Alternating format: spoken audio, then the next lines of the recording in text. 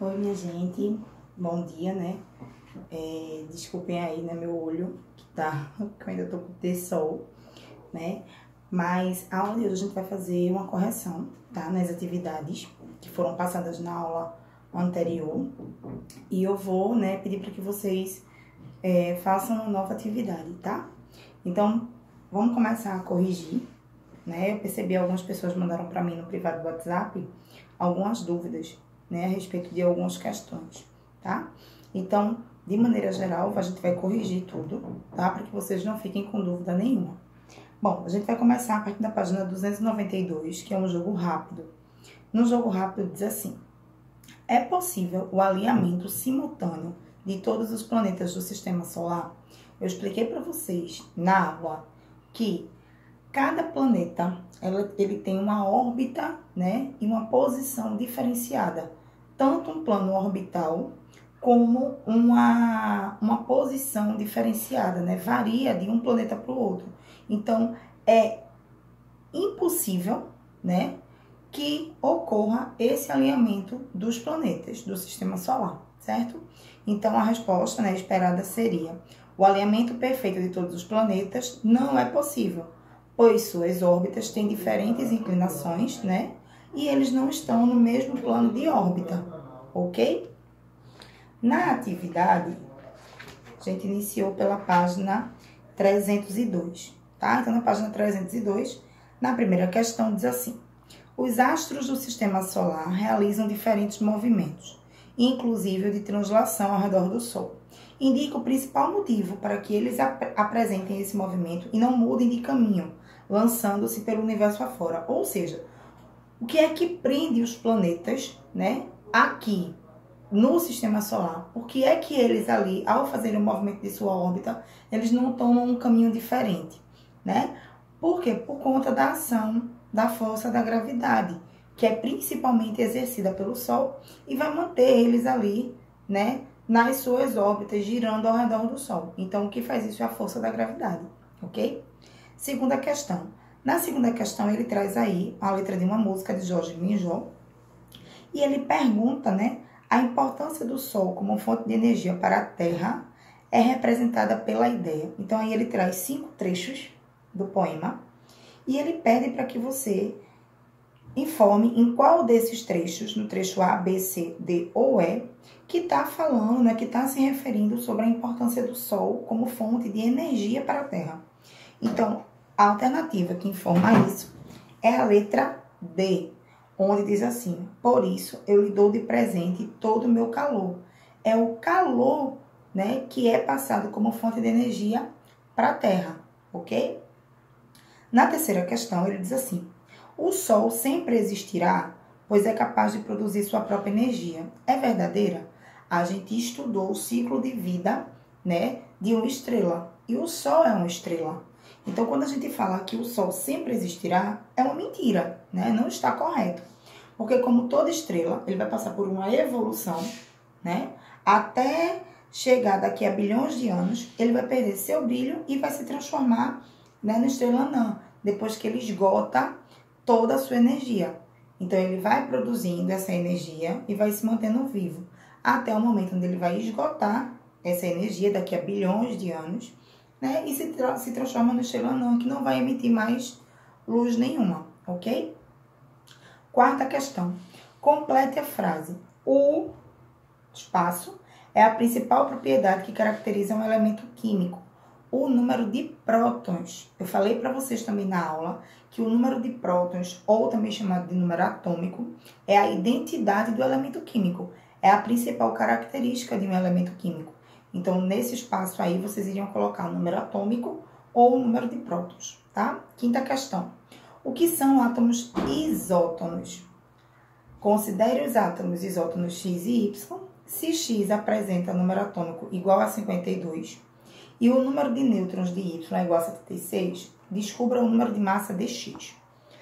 Nessa questão, né, eu recebi muitas dúvidas com relação a ela. A gente tem aí uma mistura, né, de astronomia, de química e de matemática.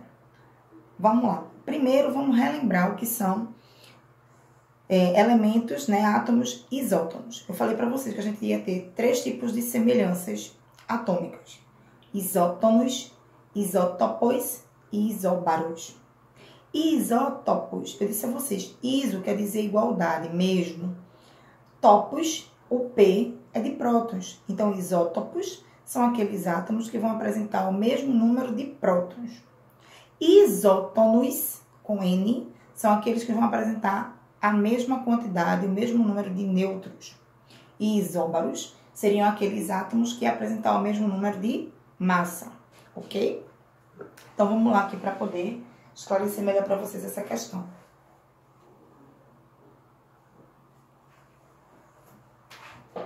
Ó, ele diz que tem 2 elementos que são isótonos. O elemento X e o elemento Y. Se eles são isótonos, é porque eles vão ter a mesma quantidade de nêutrons. Eles são isótonos. Eles vão ter a mesma quantidade, ó, de nêutrons, tá? Aí ele diz que o número atômico de X, o número atômico dele, né, o número de prótons, é 52, tá? Vou representar aqui embaixo, prótons, 52. Aí ele diz que o número de nêutrons de Y, nêutrons, é 76. Pessoal, se eles são isótonos, significa que o número de nêutrons que Y tem vai ser o mesmo número de nêutrons que X vai ter. Ok? Então, X tem 76 nêutrons e 52 prótons. Descobri isso aqui, uma questão de lógica, através da informação que me foi dada de Y. E no final ele pergunta qual é a massa. Qual é a massa de X? E a gente viu que existe uma relação entre massa, nêutrons e prótons. A massa é o número de prótons, ou o número atômico, mais o número de nêutrons. E aí, automaticamente, você vai descobrir que o número de massa é 52 mais 76. Logo, o número de massa é 128. Certo? Tranquilo? Bom, então ele perguntou, né, o que eram átomos isótonos? Então, são aqueles que apresentam o mesmo número de nêutrons, né? Então, tanto o X como o Y tem 76 nêutrons. E aí, você consegue chegar à massa, porque você faz, né, usa aquela relação onde a massa é a soma de nêutrons e prótons. Se você sabe o número de prótons e sabe o número de nêutrons, basta você somar e vai descobrir o número de massa. Quinta questão. Quinta não, sexta, tá? Resumidamente, explique como ocorre a fusão nuclear no Sol. Expliquei para vocês também, né, que o elemento químico em maior quantidade dentro do núcleo do Sol é o hidrogênio. E para gerar energia, esse hidrogênio ele precisa se fundir, né, para poder dar mais energia para a estrela. Então, as moléculas de hidrogênio se fundem para poder formar uma molécula, né, um átomo, onde o núcleo seja único e maior. E quando ocorre essa fusão, nessa fusão, ocorre a liberação de energia. Então, o que é que vocês iriam colocar aí? A fusão nuclear no Sol é uma reação que consiste na união de núcleos menores, que seriam de hidrogênio, que formam outros núcleos maiores. E isso gera uma grande quantidade de energia. Em virtude, né, da união dos núcleos de hidrogênio, formam-se os núcleos de hélio. E esse processo gera uma grande quantidade de energia que vai ser liberada na forma de luz e calor. Ok? Sétima questão. Ele dá aí uma tabelinha e pede para que você observe as características de alguns planetas do Sistema Solar e depois marque VOF aí para as alternativas. Na primeira alternativa, ele diz que os planetas rochosos possuem diâmetros maiores que os gasosos. Então, quem são os planetas rochosos? Os 4 primeiros: Mercúrio, Vênus, Terra e Marte. E os gasosos são os 4 últimos: Júpiter, Saturno, Urano e Netuno. E aí ele dá para vocês aí na primeira coluna o diâmetro, tá? Então, se a gente for analisar os 4 primeiros, que são rochosos, né? Você vai ver que nem todos eles possuem diâmetros maiores que os gasosos, né? No caso, por exemplo, eles vão possuir diâmetros menores que os gasosos, né? Os planetas gasosos, eles vão possuir diâmetro maior. Então, essa afirmativa aí, ela é falsa. Segunda afirmativa, Mercúrio apresenta temperaturas mais elevadas por estar mais próximo do Sol. Aí a gente vai lá para a quarta coluna, né? E a gente vai ver a temperatura de Mercúrio. A temperatura de Mercúrio, ela varia de menos 180 graus até 430. É o planeta que tem maior temperatura? Não. Quem tem maior temperatura é Vênus, com 464 graus Celsius. Então, essa afirmativa aí, ela é falsa. Terceira afirmativa. Os maiores planetas do Sistema Solar são os gasosos. Verdadeiro, tá? Eles são os que têm maior diâmetro. E a última alternativa, ele diz que os menores planetas do Sistema Solar são os rochosos. Verdadeiro também. Oitava questão. Considere a afirmativa a seguir.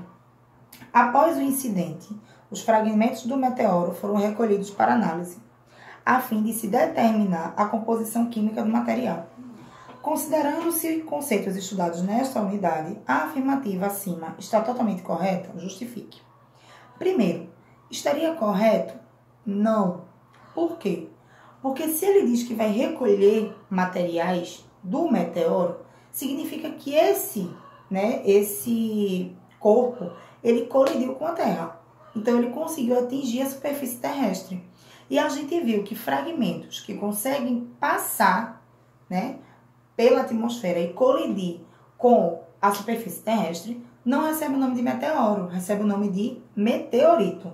Então, nesse caso aí, o nome, né, que a gente deveria ter utilizado seria meteorito, ao invés de meteoro, né, já que é o corpo que consegue se chocar com a superfície terrestre, ultrapassando, né, toda a atmosfera.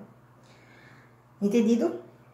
Nona questão. Descreva como os satélites naturais orbitam os planetas.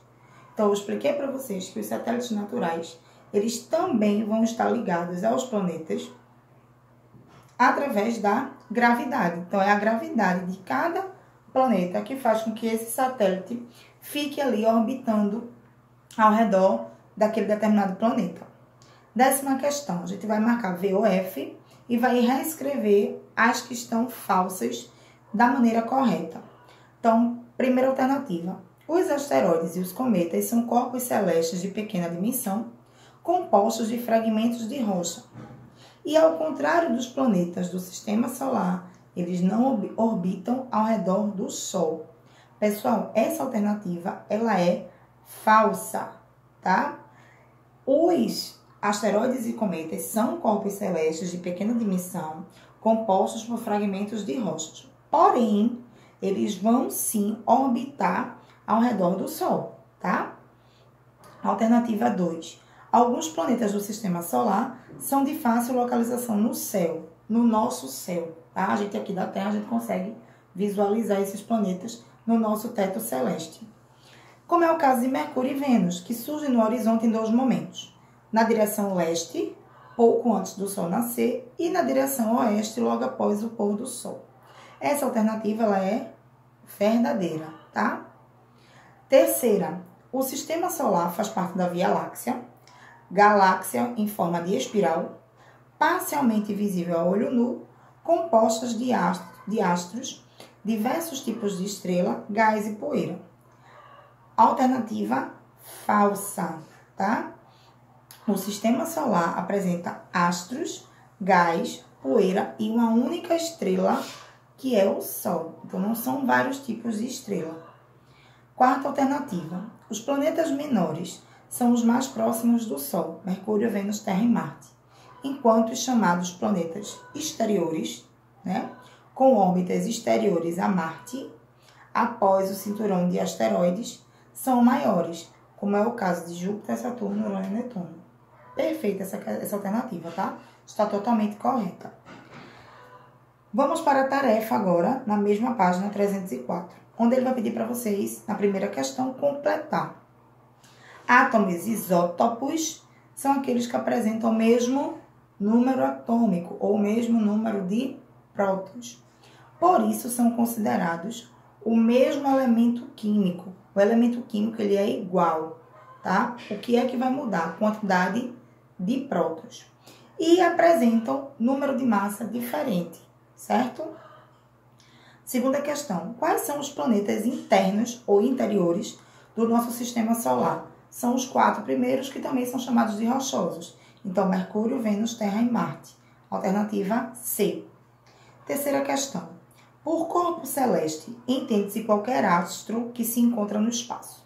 Assinale a alternativa que corresponde somente aos corpos celestes que fazem parte do sistema solar.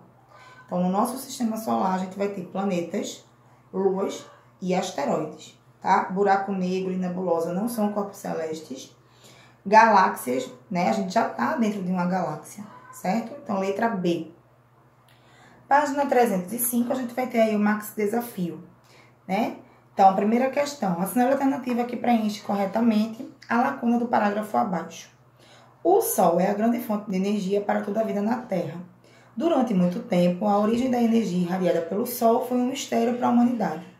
Hoje, as modernas teorias da evolução das estrelas nos dizem que a energia irradiada pelo Sol provém de processos que ocorrem no interior, envolvendo seus núcleos de elementos leves. O que é que a gente falou? Da onde vem essa energia liberada pelas estrelas, principalmente no caso da gente, pelo Sol, através de um processo chamado de fusão nuclear. Então, alternativa aí, B. Segunda questão. A origem da energia solar no Sol ocorre a partir... Então, a origem da energia é a mesma coisa, tá? Uma questão muito semelhante. A origem da energia proveniente do Sol, ela é dada através da fusão nuclear de que elemento? Do hidrogênio. Então, a alternativa correta aí é a letra D. Terceira questão. O sistema solar é constituído por planetas classificados como internos ou externos. Os internos apresentam composição sólida, graças à presença de rochas e minerais em suas estruturas. E os externos, apresentam consistência gasosa, formada principalmente por hélio, hidrogênio e gelo. Assinale a única alternativa em que todos os astros citados estão corretamente classificados, hoje pelos cientistas astronômicos. Então, a alternativa correta seria a letra E, onde ele classifica como planetas internos, Mercúrio, Vênus, Terra... Cadê? Não, letra D, tá? Onde ele classifica como planetas internos, Mercúrio, Vênus, Terra e Marte, e planetas externos, Júpiter, Saturno, Urano e Netuno. Quarta questão. Quais são os 2 principais componentes do Sol? O que a gente tem em maior quantidade no núcleo de elemento químico no núcleo do Sol? Hidrogênio e hélio. Alternativa E. Quinta questão, ele pede para você preencher aí com os planetas internos do sistema solar. Então, ele dá a característica e pede para você preencher aí com o planeta que corresponde corretamente a essa característica. Então, letra A seria Júpiter, letra B, Marte, letra C, Vênus, letra D, Saturno. Na última página, que é a página 306, ele pede, né, para ver aquele resumão de tudo que você aprendeu. E pede para que você preencha aí esses quadrados. Então, aí no quadrado 1 a gente tem o Sol. Complete. O hidrogênio e o hélio são os principais componentes químicos do Sol. Qual é a origem do Sol, da energia liberada pelo Sol? Então, a energia liberada pelo Sol é proveniente, né, da fusão nuclear que ocorre entre átomos de hidrogênio que vão produzir átomos de hélio e liberar energia. Último quadradinho é daí do Sol. Em que momento do ciclo da vida se encontra o Sol atualmente? Ele tem aproximadamente 4,5 bilhões de existência, né, de anos de existência, e encontra-se um pouco antes da sua metade de vida. Segundo quadrado, os planetas. Qual é o planeta mais quente do sistema solar? Justifique. O planeta mais quente é Vênus, né? Apesar dele não ser o mais próximo do Sol, mas ele apresenta uma atmosfera constituída de gás carbônico com nuvens de ácido sulfúrico. Esse gás carbônico vai reter o calor na superfície desse planeta e assim mantém ele né, com a característica de maior elevação de temperatura. Por que Marte recebe esse nome? Marte recebe esse nome em referência ao deus romano da guerra. 3, terceiro quadradinho, meteoros, asteroides e cometas. O que são meteoros? Meteoros ou estrelas cadentes são corpos sólidos vindos do espaço que conseguem entrar na atmosfera terrestre e que não chegam a tocar a superfície do solo, né? Quando eles atravessam a atmosfera, ocorre aquele processo de volatização e ele faz aquela faixa, né, de luz, certo? E ele não entra em contato com a superfície terrestre. Entre quais planetas está localizado o cinturão de asteroides? Também falei para vocês. Entre a órbita de Marte e Júpiter, a gente encontra o cinturão de asteroides. E o que é o cinturão de Kuiper? É um conjunto formado, né, por cometas situados além da órbita de Plutão. E é também onde a gente vai encontrar os planetas anões, né, a maioria dos planetas anões. Bom, essa foi a correção das atividades, né? Só para vocês tirarem as dúvidas, né? Ver se vocês responderam da maneira correta. Corrijam aí, né? Vejam o que vocês fizeram errado, se fizeram alguma atividade errada. E qualquer dúvida, podem falar comigo, tá? Para a atividade de hoje, a gente tem a unidade 3, que ela é um pouco complementar à unidade 2. Porém, ela fala mais de fatos históricos, de vidas, né, em outros planetas. E fala sobre a questão de a Lua, se a gente está sozinho, extraterrestres. Então, vocês vão fazer a leitura, tá, de todo o capítulo e vão responder as atividades de jogo rápido e a atividade da página 324 e 325, tá?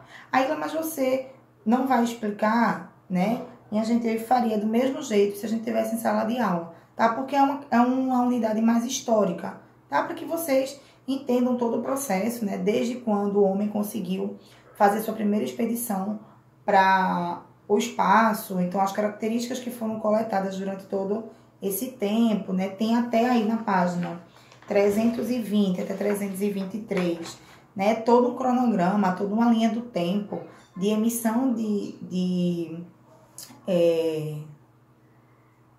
faltou a palavra. A emissão de foguetes, de seres humanos ao espaço. Então, é uma parte mais histórica mesmo. E aí, vocês fazem o jogo rápido, ele é na página...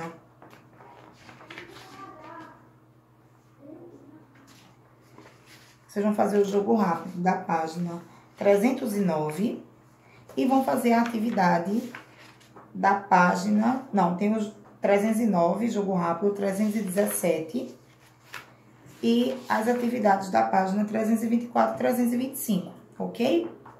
Bom, quem puder, né, dá uma olhadinha nos QR Codes que aparecem aí na página 315. Tem um QR Code aí para você olhar. 323. Então, vocês podem dar uma olhada para dar, né, ter mais alguns esclarecimentos, né, sobre tudo isso. Só por uma questão de curiosidade mesmo. Tá? Na próxima aula, a gente termina o primeiro livro, né? A gente vai para a unidade 4, que é radioatividade. E aí, a gente vai concluir, né? Graças a Deus, o primeiro livro, para a gente dar início à segunda unidade, né? O segundo livro, tá? Beijo para vocês. Qualquer dúvida, entre em contato comigo, tá certo? Tchau!